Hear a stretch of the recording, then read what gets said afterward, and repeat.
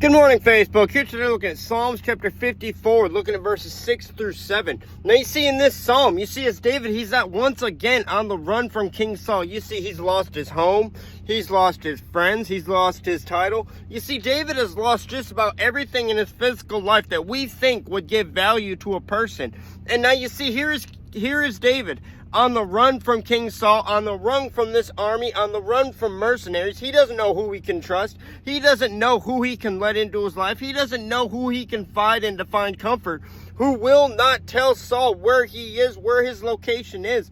So you see, here's David now in complete isolation, in the middle of nowhere, in this wilderness, knowing he can't get close to anybody, worried about who he can trust. But you see, despite everything that's facing his life, despite how deep he is in that fiery furnace, how plagued and how cursed his life may seem by the naked eye, you see there's one common occurrence in this psalm here. And it's no matter the hardship, no matter the inconvenience, no matter the deep pain that is affecting David's heart, David's got his hands and his eyes lifted up towards heaven in praise to a most holy God. And you see here in verse 6, you see David's response.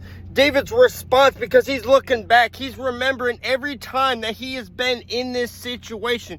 Every time King Saul has come after him. Every time the whole army of Israel was behind King Saul. Every resource of Israel was at the disposal of King Saul. And they were using that to hunt down David wherever he went, wherever he was going. Saul was always hot on his trail. When he had mercenaries, he had other civilians who were looking for David, trying to deceive him, trying to trick him, to disclose his location. But you see, despite all this, you see David remembers everything that he's been through, all the times it seemed like hell has just swallowed his life up. He knows and he remembers that the mighty hand of God was always there. It was always relevant. No matter how great the pain was, the grace of God was always there and always abounded, much more than the pain, much more than the sorrow, much more than the inconvenience, much more than the loneliness that he felt in his heart. How David so often felt that he had no comfort, that he had no peace. You see, he always found the peace of God in his loneliness. He always found that he could turn to God, and that would be his peace. That would be his solace.